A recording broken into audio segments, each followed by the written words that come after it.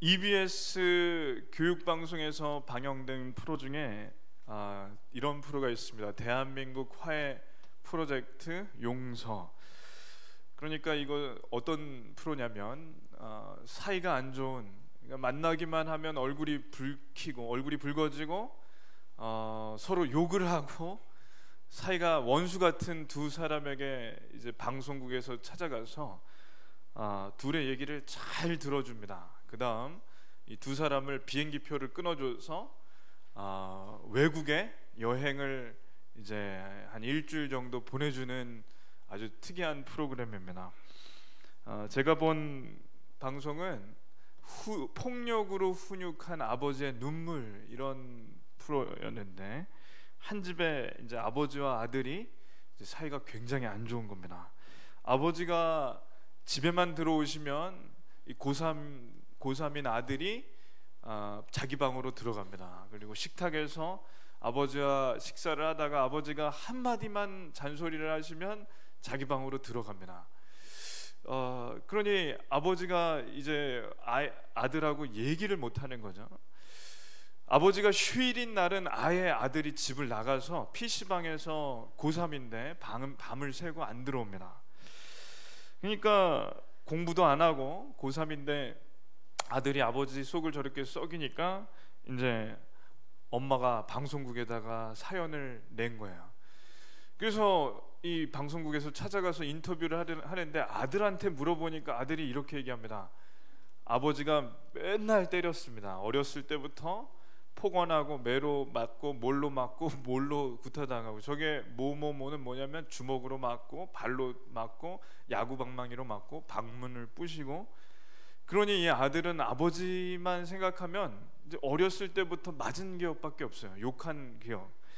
그러니 사춘기 이후로 아버지를 피하는 겁니다. 아버지도 미안한 생각은 있지만 이 표현이 잘 안 되고 말 안 듣는 아들을 볼 때 이제 더 혼내는 거죠. 사실은 아버지는 이제 트럭 운전을 하시는데 대학을 가는 아들의 등록금을 마련하려고 매일같이 몇 시간씩 더 운전을 하는 겁니다. 그러니까 아버지는 아버지대로 아들을 위해서 최선을 다하는데 아들은 이미 어렸을 때부터 맞은 기억이 있어서 아버지를 피하는 그런 부자지간입니다. 그래서 이 아버지 아들을 필리핀으로 보내줬는데 거기서도 아무 말도 안 해요.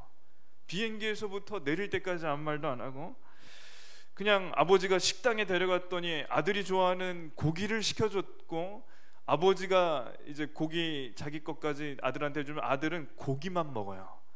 고기는 좋은데 아버지는 싫대요. 인터뷰에 그렇게 얘기해요. 그러니 아버지는 복장이 터지는데 때리면 더 안 되고 이제 대학 가면 또 더 어려워질 것 같으니까 참고 또 참고 그렇습니다. 그러다가 이제 아들이 마음이 확 풀리는 일이 있는 거예요. 뭐냐면 하루는 여행 중에 아버지와 아들이 역할을 바꾸기로 합니다. 그래서 아버지와 아들이 역할을 바꾸더니 아들이 이제 아버지가 돼서 아들이 된 아버지에게 얘기를 하는데 뭐만 하면 혼내요. 뭐만 하면. 그러니까 아들이 된 아버지가 당하는 걸 보니까 좀 통쾌하기도 한데, 야, 그따위로 하냐? 너가 인간이냐? 너 죽을래? 넌 좀 맞아야지. 그 아들이 19년 동안 당한 걸 그 하루에 다 푸니까 이 아버지는 정신을 못 차리고 죄송해요, 미안해요 계속 그러고 다니다가 이제 하루가 지나갔습니다. 아들이 그날 많이 이게 힐링이 됐어요. 그 다음 아들과 아버지가 저녁에 이제 대화를 하는 겁니다. 새로운 부자 관계를 시작할 수 있는 희망은 남아 있는 걸까요? 불을 꺼주셔도 좋습니다. 아빠 오늘 역할 바꿔하니까 어땠어요? 속상하기도 하고 한편으로는 의지할 데가 없을 거구나, 그런 생각이 들더라고. 아빠를 해보니까 어떤 생각이 드니? 아빠의 입장으로 봤을 때 제 행동은 많이 안 좋았죠. 어찌됐든 이렇게 키워놨는데 아빠를 그렇게 대해주니까 좀 섭섭하기도 할 것 같고. 짧은 하루 동안 이런 생각까지 한 아들이 고맙기만 합니다. 우리 아들 고등학교 졸업하기 전에 진짜 아빠한테 서운한 거 있고 아빠 때문에 사회 나가서 제대로 못 할까 봐. 그래서 너 보내기 전에 그때는 아빠가 뒤에 있다는 거, 아빠가 힘이 되어준다는 거, 그걸 알기 위해서는 네가 먼저 마음이 아빠에 대한 미움이나 이런 것들이 회복돼야 되는 것 같더라고. 그래서 선택을 했던 거예요, 이 여행을. 아버지의 속 깊은 고백에 눈물을 보이는 아들 승윤이. 너 대신 죽어줄 거였어. 그만큼 사랑한다는 말이야. 그것만큼 네가 알아줬으면 좋겠다. 어려운 일 있으면 누구를 제쳐놓고라도 첫 번째로 얘기해 줄 수 있는 그런 아빠들은 그러면 저도 이제 아빠가 말했다시피 천천히 기다려주세요. 저도 노력해 볼게요. 아들의 마음은 완력과 강압이 아니라 진심을 담은 대화로 바꿀 수 있는 것이었습니다. 네. 여기서 아들이 마음이 확 녹는 순간이 있었습니다. 언제 그랬을까요? 아들의 마음이 확 이렇게 한 번에 녹아지는, 아버지가 울었을 때 이 아들이 마음이 이제 녹았습니다.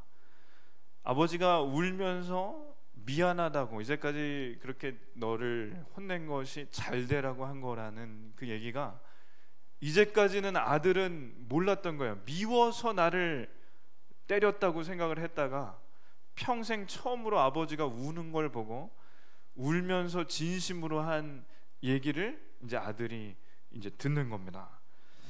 그래서 아들도 우는 거죠. 마지막에 아빠 아들이 돌아와서 식탁에서 밥을 먹는데 저기 마지막 끝나는 엔딩이에요.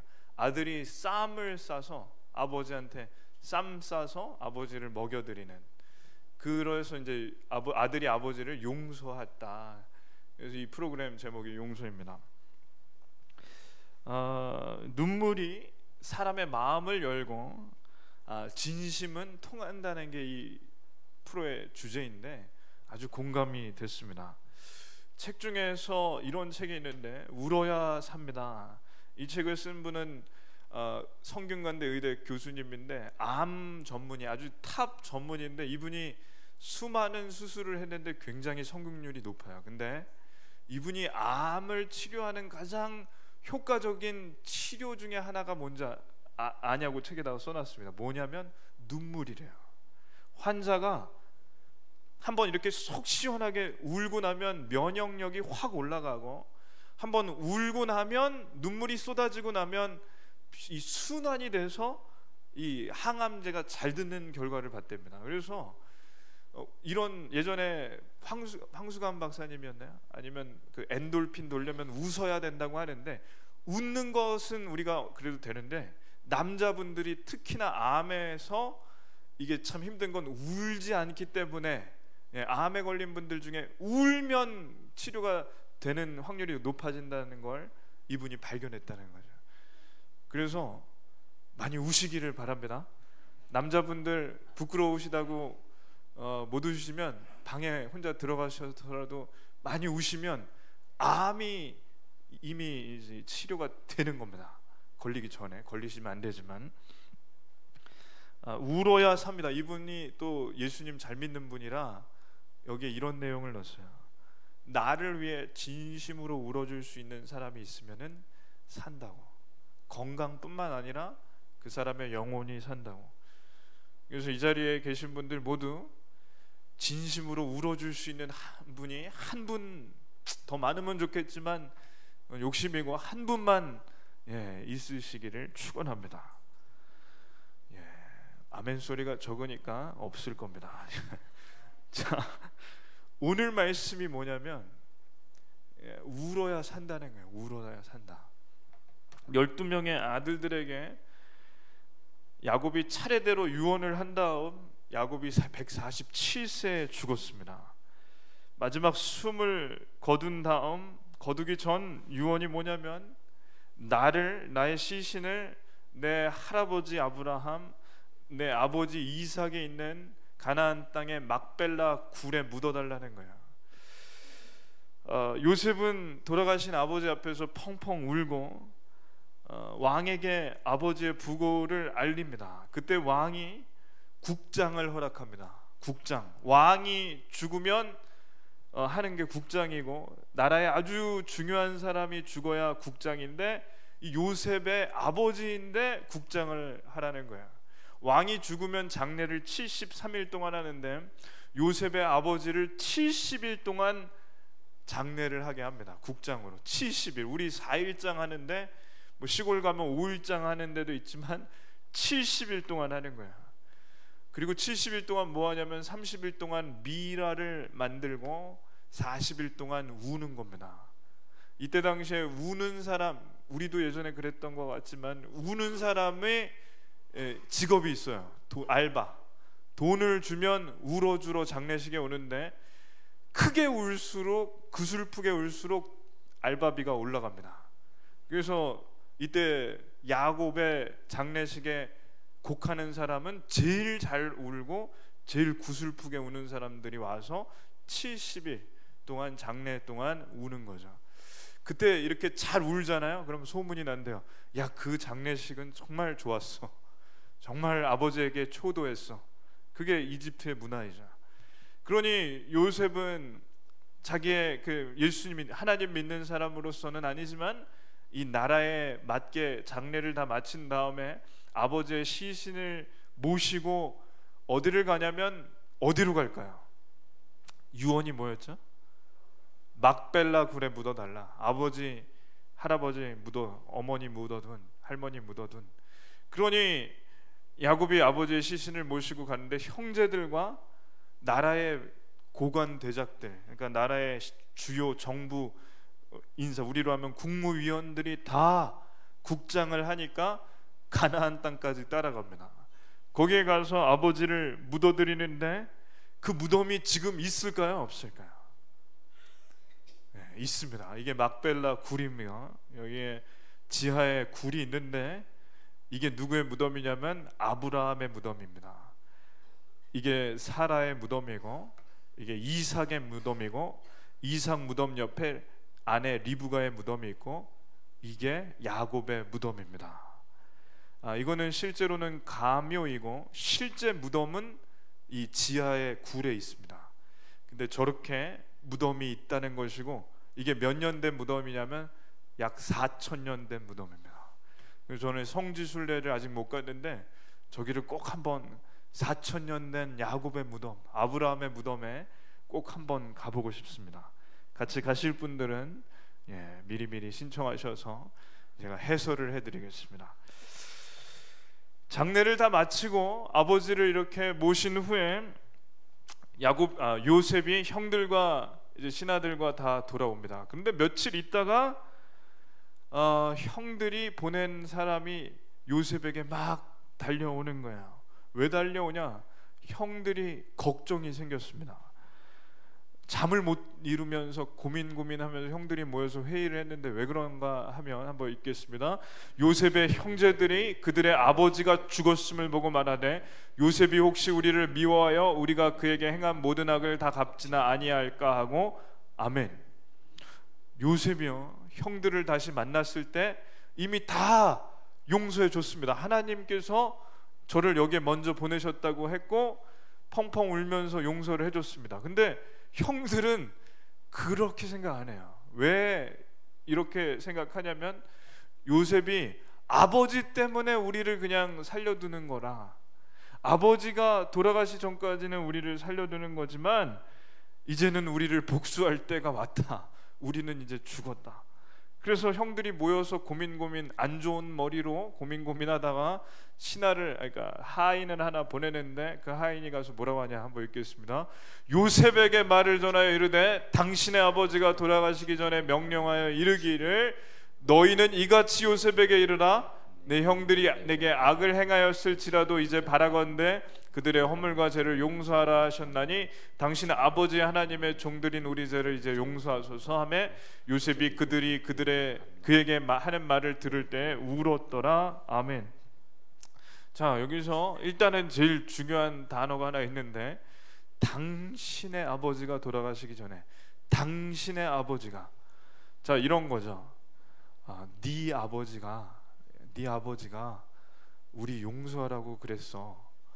근데 이게 무의식 중에 나오는 말입니다. 그러니까 형들은 이렇게 생각하는 거예요. 네 아버지, 당연히 우리 아버지인데 네 아버지라고 하는 건 항상 채색옷 입혀줬고, 너를 잃었을 때도 항상 너 생각했고, 다시 찾은 다음에도 항상 너 덕택에 잘 사셨다고 하는 네 아버지. 그러니까 이 형들은 무의식적으로 피해의식이 있어서, 야 우리 아버지가 이렇게 얘기하셨어가 아니라 네 아버지가 이렇게 얘기하셨어. 그러니까 이 형들은 죽을 때까지, 아버지가 돌아가실 때까지 요셉만 생각했다고 이제 생각하는 겁니다. 이걸 쉽게 얘기하면은 뭐냐면, 야 네 아버지가 이렇게 당부하셨는데 네 형들이 악을 행했을지라도 그 형들의 잘못 좀 용서해 주라, 이렇게 전하라고 아버지가 우리한테 말씀하셨다고 그 하인이 전합니다. 너무 복잡하지 않나요? 그러니까 이게 잘 보시면 알 수 있는데, 요셉에게 아버지가 직접 말씀하시는 게 제일 쉽습니다. 요셉아, 형들, 내가 혹시나 죽은 다음에 형들한테 앙금이 있어도 너가 그냥 형들 좀 봐줘라, 불쌍하지 않냐, 그렇게 얘기하면 되는데, 너의 아버지가 우리에게 말씀하시길 형들을 용서하라고 전하라고 하셨다. 이거 거짓말입니다. 형들이 죽을까봐 이거 아버지 이름 파는 겁니다. 그때 요셉이 울었더라. 왜 울었냐? 형들의 모습이 짠해서 우는 거야. 아니 내가 분명히 17년 전에 다 하나님 뜻으로 여기 왔고 이거 다 잘된 일이라고 했는데, 형들이 17년 동안 마음고생하고 본인들이 직접 오지도 못하고 이 하인을 보내는 걸 보니까 나를 그렇게 어려워했고 무서워했던 것을 이제서야 아는 겁니다. 그래서 이 요셉이 우는데 더 웃기는 것은, 이 말을 전하는 하인이 형들한테 막 달려가서 얘기하는 거예요. 국무총리님이 얘기를 듣더니 펑펑 우셨습니다. 형들이 아주 긴장을 한 다음에 어떻게 하냐, 다 달려와서 요셉 앞에 엎드려가서 살려달라는 거야. 뭐라고 하냐면, 읽겠습니다. 그의 형들이 또 친히 와서 요셉의 앞에 엎드려 이르되 우리는 당신의 종들이니이다. 아멘.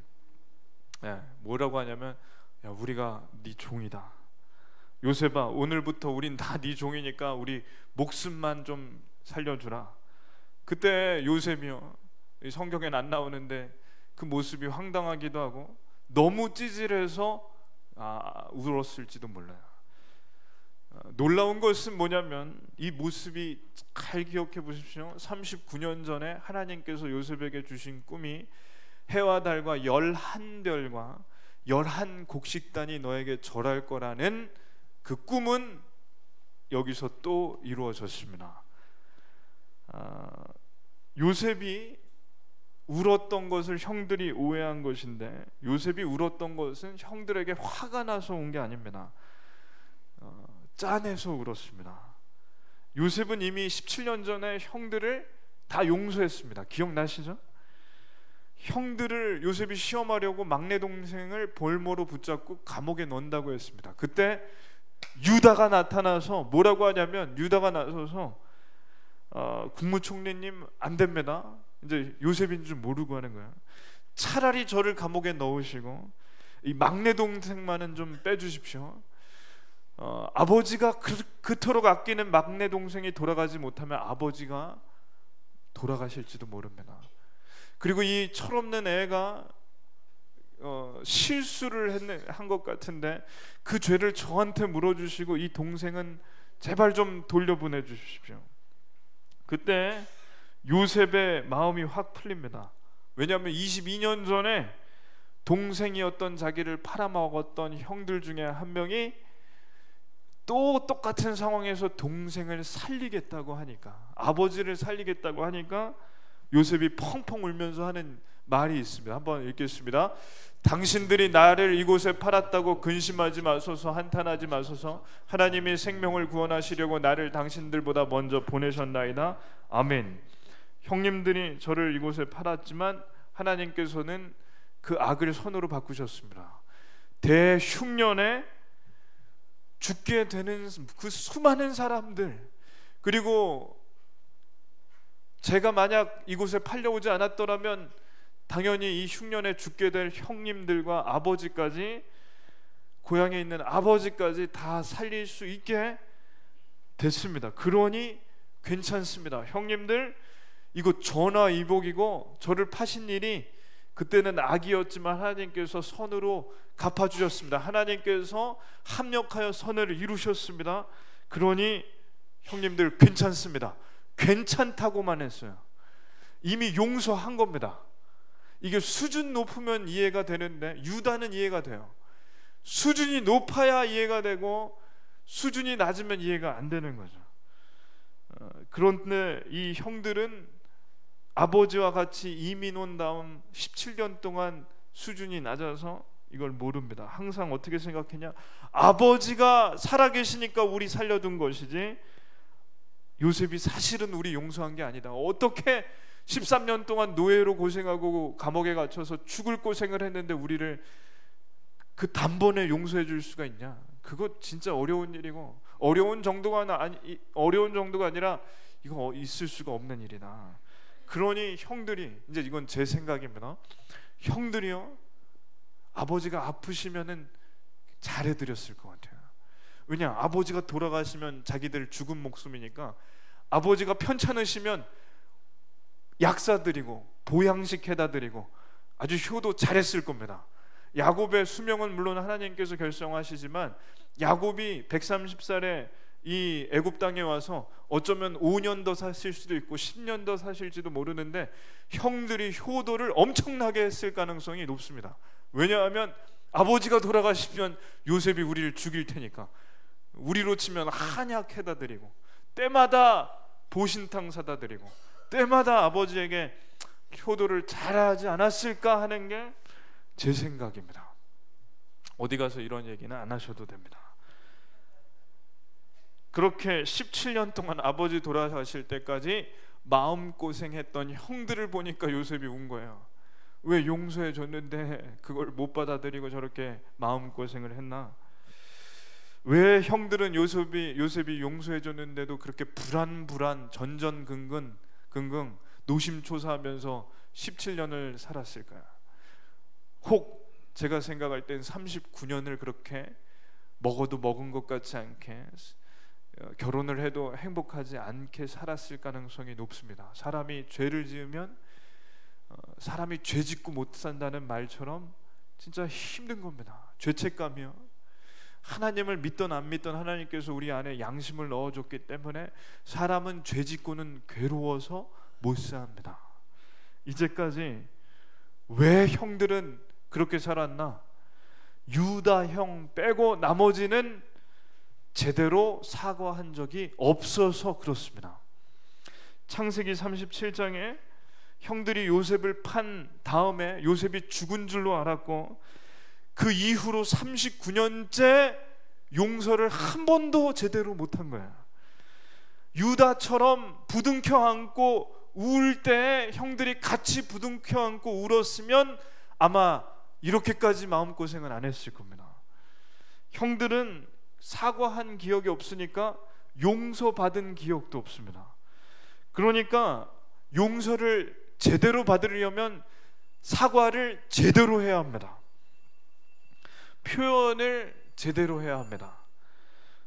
잘못한 사람이 잘못했다고 해야 용서를 해줄 수 있는 것이고, 사과를 하지도 않았는데 먼저 용서하는 것은 참 있을 수가 없습니다. 요셉은 수준이 높아서 용서를 해줬지만 요셉 외에는 그런 사람이 이 땅에 별로 없다는 걸 저희가 알아야 합니다. 저희는 안 됩니다. 그러니까 표현을 잘 해야 합니다. 여자분들은 사랑한다는 말을 말로 해달라고 해요. 남자분들은 그걸 꼭 말로 해야 아냐고 합니다. 예, 말로 해야 압니다. 하나님께서 그렇게 만들으셨습니다.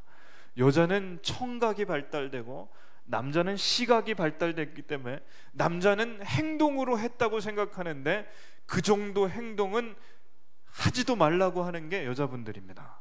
말로 해야 아냐? 말로 해야 합니다.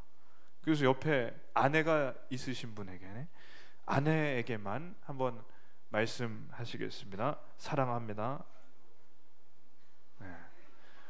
네. 원로 목사님이 원로 사모님께 사랑한다는 말씀을 40년째 한 번도 하신 걸 못 봤습니다. 그렇기 때문에 그렇습니다. 그렇기 때문에 잘못했으면 사과를 해야 합니다. 사과를 했으면 받아주고 용서해 준다는 얘기를 해야 용서받은 줄로 압니다. 오늘 말씀을 보니까 표현을 안 하면 죽을 때까지 모른다는 거예요. 아까 본 영상에서 아버지와 아들이 매일 같은 집에 살고 같이 식사를 했지만 아버지는 울어본 적도 없고 미안하다고 한 적이 없습니다.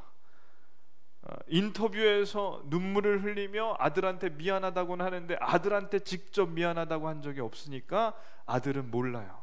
그러니 필리핀까지 가서 그렇게 하루 종일 아들한테 시달림 당하고 고생을 당하고야 억울해서 울었는지 미안해서 울었는지 모르지만 눈물이 나고 그걸 아들이 보니까 아들이 진짜 아버지가 미워하신 게 아니구나 압니다. 가짜로 눈물을 흘렸으면 아들이 그것도 알 텐데 진짜 우니까 아들이 아는 거야.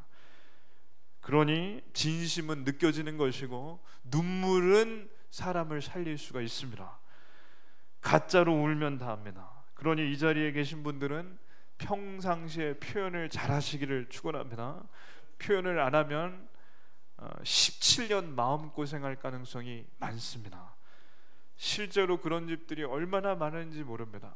형제들끼리, 자매들끼리, 부모님과 자녀 사이에, 그리고 시누이 사이에 사이가 안 좋고 오해해서 말로 하지 않고 넘어가다가 이렇게 17년이 아니라 더 오랜 시간 얼굴도 안 보고 사는 집들이 얼마나 많은지 모릅니다.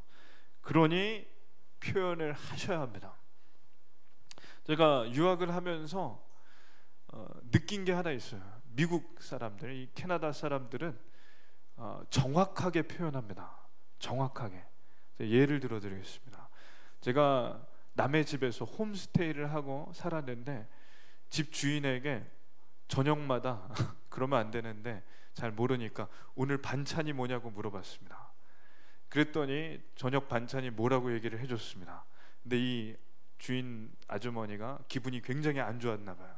5일째 물어본 날 그런 거 물어보지 말라고, 다시는 물어보지 말라고 제 방문 안에다가 너 다시는 물어보지 마 써서 딱 붙여놓고 그런 거 물어보면 쫓아낼 거야 써놨습니다. 그래서 제가 그 다음부터 다시는 안 물어봤습니다.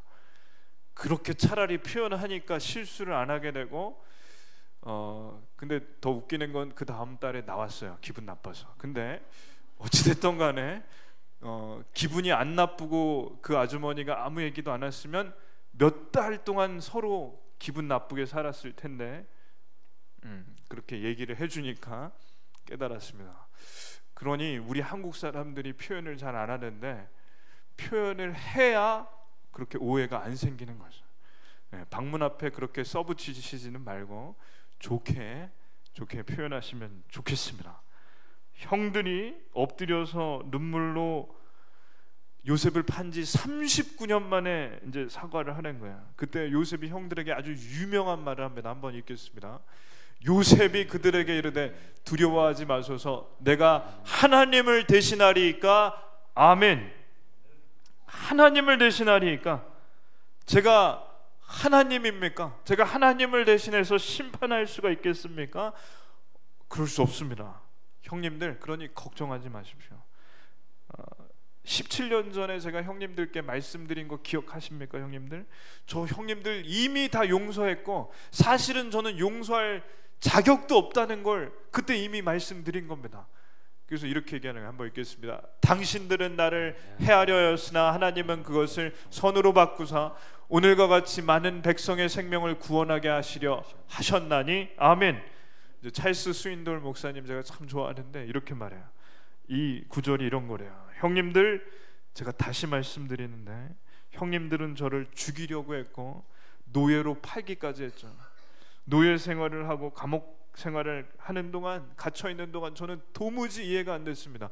형님들도 이해가 안 되고 하나님도 이해가 안 되고 그 13년에 이해가 안 되는 시간을 보냈습니다. 근데 하나님께서 다른 뜻이 있었습니다. 형님들의 악한 의도로 일어난 이 일을 선하게 인도해 주셨습니다. 모든 것을 합력하여 선을 이루어 주셨습니다. 저를 국무총리 되게 하셔서 대흉년에 죽게 될 사람들을 살리셨습니다. 형님들도 저를 찾아오셔서 살릴 수 있게 되었고 고향에 계신 아버지도 살릴 수 있게 됐고 형님들의 처자식까지 살릴 수 있게 되었습니다. 그러니 저에게 용서를 구하지 마십시오. 저는 정말 괜찮습니다. 정말 괜찮습니다. 그러니까 여기서 볼 수 있는 건 뭐냐, 요셉은 용서해 드린다는 게 아니라 저는 용서할 자격도 없다는 거야. 이게 너무 수준이 높으니까 형들 중에 유다만 이해하는데 용서한다는 얘기 대신에 이 한마디를 하는데 이게 저는 기가 막힌 말이라고 생각합니다. 한번 읽겠습니다. 당신들은 두려워하지 마소서. 내가 당신들과 당신들의 자녀를 기르리이다 하고 그들을 간곡한 말로 위로하였더라. 아멘. 형님들, 조카들 제가 다 책임지고 기르겠습니다. 뒷배가 되드리겠습니다. 이 한마디에 형님들이 완전히 눈 녹듯이 이 마음의 불안이 없어져요. 왜 그러냐? 아마 이건 또 제 생각입니다. 그러나 저는 이게 맞다고 생각하는데 형들이 이 요셉이 이 얘기하기 전에 이 얘기하고 싶었을 거야. 오늘부터 우리가 종이 될 건데 우리 애들은 좀 살려주라. 우리 애들이 무슨 죄가 있냐? 우리 감옥 가서 살아도 아무렇지도 않고 그냥 우리 죽여도 되는데 우리 애들만은 좀 어떻게 좀 살려주라. 이게 부모 마음 아니겠습니까? 근데 요셉은 이거 아는 거야. 그러니까 요셉이 하는 얘기가 형님들 걱정하지 마십시오. 저는 진짜 괜찮습니다. 저 형님들 정말 용서했습니다. 근데 용서할 자격이 없어서 용서한다는 말도 안 한 것뿐입니다. 형님들, 제가 이 말을 하면 형님들이 제 진심을 알아주실 거라 생각합니다. 자식들 제가 다 키워드리겠습니다. 이때 형들은 몸둘 바를 몰라요. 아마 형들이 펑펑 울었을 겁니다. 그 그림 중에 저 장면에서 형들이 우는지 안 우는지 제가 모르겠는데 저 중에 한 명이 울잖아요. 전 이 그림이 정말 성경적이라고 생각하는데 저 형들이 그 자리에서 대성통곡하며 울고 요셉을 껴안고 형들이 드디어 용서를 받았습니다. 그때 천국이라는 걸 저희가 알기를 원합니다. 용서를 받으면요 천국 같아요. 다윗이 시편에 이렇게 말하잖아요. 허물의 사함을 받고 죄가 덮어지는 복을 받는 자는 복이 있도다. 뼈가 사가지는 죄책감에 내가 죽을 것 같았는데 하나님께서 이 죄를 덮어주시니 나는 이제 살 것 같다. 이제 살 것 같다는 거예요. 이 형들이 이제 살 것 같습니다. 39년 동안 힘들었어요. 죄책감 때문에 사는 게 아닙니다. 용서 받으니까 이제야 마음이 편하고 이제야 살 수가 있습니다. 이러한 은혜를 받으시기를 축원합니다. 용서 받아야 할 분이 있으면 제발 돌아가시기 전에 찾아가셔서 용서를 구하시길 바랍니다. 용서해 드려야 될 분이 있다면 용서해 주시기를 축원합니다. 이유가 왜 그런지가 중요한데 저 때문에 그렇습니다. 저 때문이 아니라 본인을 위해서입니다. 용서받지 못하면요, 요셉의 형들처럼 평생 용서받을 때까지 불안불안한 거야. 용서하지 못하면요, 화병 걸려서 일찍 돌아가세요. 예, 분명히 화병이 올 것이고, 화병이 안 오더라도 힘든 겁니다. 그러니까 둘 다 살기 위해서 제대로 사과해야 하고 제대로 용서 받으셔야 합니다. 하나님께서 저희를 용서해 주셨습니다. 저희가 용서가 될 사람이 아니라는 걸 기억하시기 바랍니다. 그런데도 하나님께서 아들을 보내주셔서 십자가에 죽이기까지 하시면서 저희를 용서해 주셨습니다. 그러니까 저희도 용서하라는 게 성경의 하나님의 뜻입니다. 이 설교를 준비하면서 도저히 용서가 안 되는 사람을 떠올려 봤습니다. 다행인 건 이 자리에 없으십니다. 근데 이게 참 용서가 안 된다는 거죠. 그 사람이 사과한 적도 없으니까, 그러니까 용서가 더 안 됩니다. 오늘 말씀하고도 일맥상통합니다. 한 권사님도 그러실 것 같은데, 용서가 안 되는 그 원수 같은 사람이 있다는 거고, 그 사람을 찾아오지도 않고 잘못한 줄도 모르는데 우리가 어떻게 요셉 수준도 안 되는 저희가 그 사람을 미리 용서할 수가 있나? 이게 참 이 설교를 마무리하면서 참 저희가 힘든 부분입니다. 그래서 기도하는 것이 이겁니다. 하나님, 그래도 죽기 전까지 용서하게 해 주시옵소서. 언제 죽을지 모르니 빨리 용서하게 해 주시옵소서. 제 힘으로 안 되니 성령님이 대신 저를 대신해서 찾아가게 해주시고 인도해 주셔서 용서할 수 있게 해 주시옵소서. 정반대로 저를 용서할 수 없는 그 사람에게 찾아갈 수 있도록 성령님 인도해 주시옵소서. 이 기도밖에는 할 수 있는 게 없다는 거죠. 요셉이 어떻게 형들을 용서했을까? 성령님이 용서하게 해 주셨을 줄로 믿습니다. 그래서 축원하옵기는 용서 받으시고 용서해 주실 드릴 분은 용서해 주시기를 간절히 기도합니다.